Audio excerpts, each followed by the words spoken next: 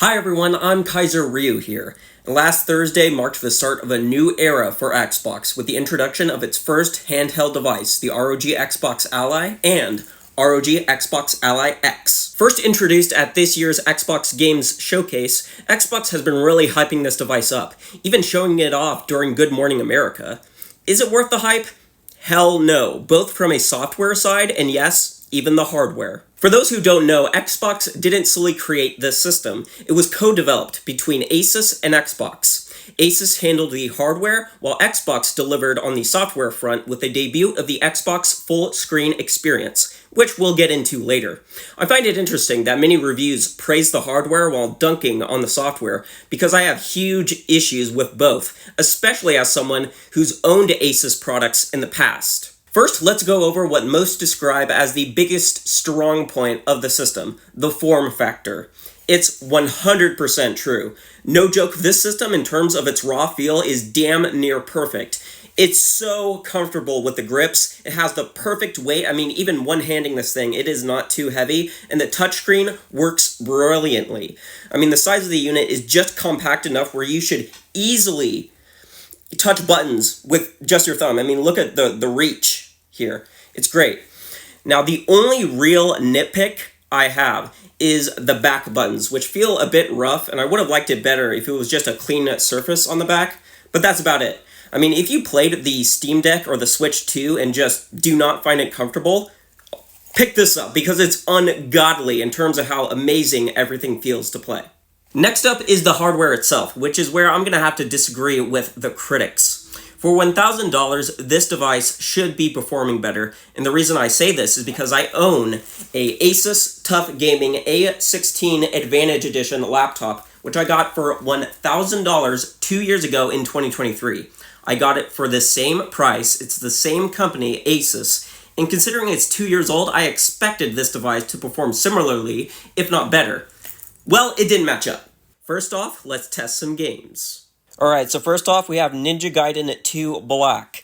Now, I'm running at 1080p, 60 FPS, and it is not that great. Now, I want to tell you, this is a Unreal Engine 5 game. However, it's actually using Unreal Engine 5 as just a wrapper. If you don't know, Ninja Gaiden 2 Black, it's still running Sigma 2 under the hood, like the entire game is loaded in, and Unreal Engine 5 is basically just the graphics, it's just the visuals, and it's still not performing great. It's consistently in the 40s, and it didn't run perfectly on Xbox Series X either, but it definitely performed a lot better than this.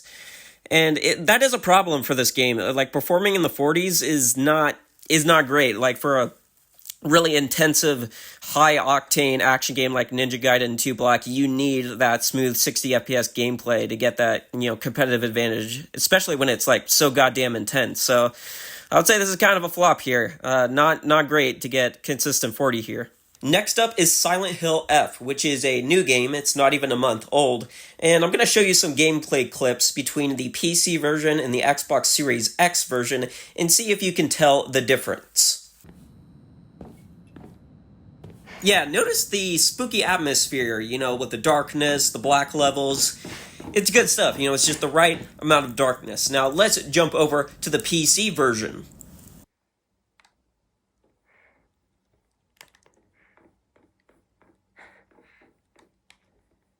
Notice how everything's just bright white. It's so bright. Where is the black levels? Where's the darkness? The eerie, creepy atmosphere.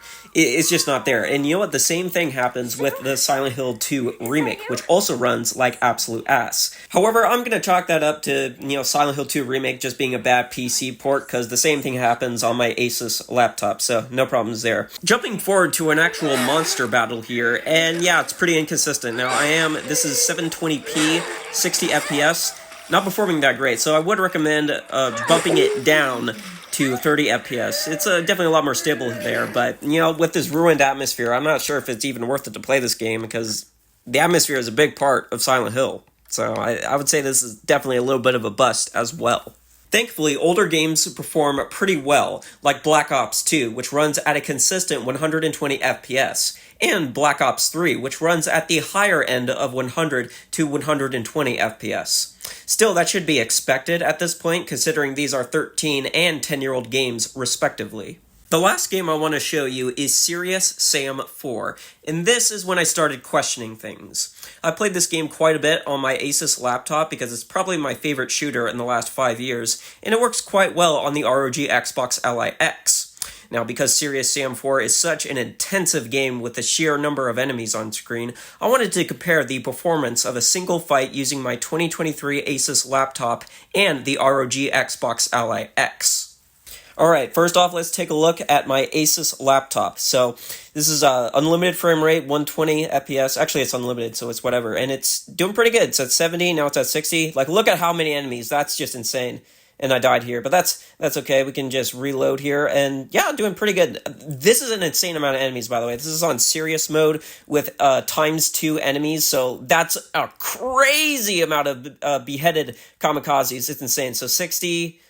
I believe it drops into the 50s. Yep, 58, 59, 57. Yeah, I believe it drops down to 57. So that's pretty nuts. And this is a great benchmark game because of just how much shit is on the screen and how much, it cripples performance. So, okay, so now we're on the ROG Xbox Ally X, and already we're in the 50s. Like, already. Not even starting off with the 70s, whatever. And not even all, the enemies are still coming at me, and it's already at 50s, which is not great. So 53, now we're into the 40s. We've entered into 40 territory. 46, 48, 47, 48, still in the 40s. It does drop to as low as 44. Just gotta wait for it. And now we're in the 50s.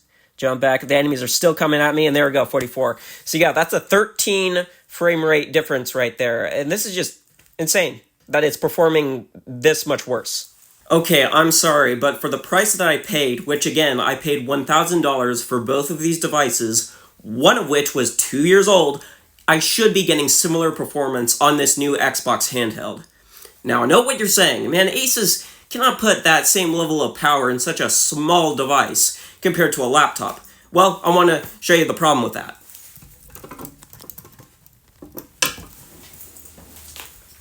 Okay, see this?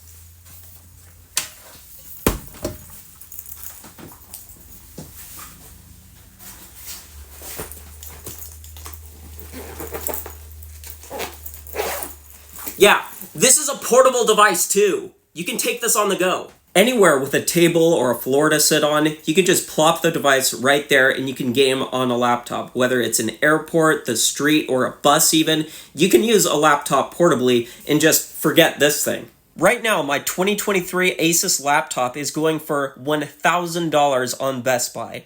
Just get that. You're getting more power and performance for the same price while retaining most of the portability. Hell, you even get Game Pass Ultimate with that laptop, compared to this thing which gives you Game Pass Premium. Really? Listen, I know Ultimate bumped up in price by $10, but this is just so stupid to have one Asus product have Ultimate, but the other doesn't, for the same price. For a brand symbolized by power, there is no power greater than X. This system is a bit disappointing. It should be performing better. It really should. Also, the battery life is pretty good. I played Serious Sam 4 for about 45 minutes to an hour at a game convention recently, and it didn't even break 70%. So I would imagine estimates that the system has a battery life of over 2 hours is dead accurate. Pretty damn good compared to the competition, which struggles to reach even 2 hours. Next talking point is the software, which is all Microsoft's doing with the introduction of the Xbox full screen experience. In terms of smoothness, this system works really well. By holding down the handy-dandy Xbox button, you can switch between Xbox, Steam, Settings, Edge, Microsoft Store, and more just by using the bumpers. It's very smooth to use, but it's not very friendly to traditional console users and can be confusing. I know some of my peers had to use desktop mode to access Windows updates and Xbox app updates, when you can actually do both of those within the full screen experience. I have a video guide on how to do that, link in the description. Despite Xbox marketing this system to traditional Xbox console users, this device doesn't offer an Xbox console experience at all. Even in the full screen experience, there are Windows hiccups and jankiness you'll have to deal with that I think will turn off the Xbox console audience. For example, some games will not boot up in full screen, and so you'll have to go into the display settings and resize it, which a console audience would not know to do that. Xbox definitely needs to work on refining the full screen experience as it feels unfinished at the moment. Also, since the full screen experience doesn't completely load up windows, the games are supposed to perform better. They do, but only slightly. Black Ops 3, for example, usually stays in the 110s and sometimes dips into the 100 category. On desktop mode, at best, it will go into the low 110s and drop as low as into the 90s. So yes, there is a performance boost, but it's little in the grand scheme of things. Now it's time to talk about handheld compatibility, which is where I have some serious issues. Steam is pre-installed on this device. However, games working properly is very hit or miss. Some games work just fine, but others like Half-Life 1 just crap out and won't boot up when starting a new game. Games through the Xbox app work much more reliably. However, Xbox's handheld compatibility checker is where it all crumbles. Like the Steam Deck, there's a compatibility mechanic telling you which games work on this device. While Xbox touts that there are thousands of games tested by Xbox, I am 100% certain that's all bullshit. This whole handheld compatibility check is done entirely with AI, and I can prove it.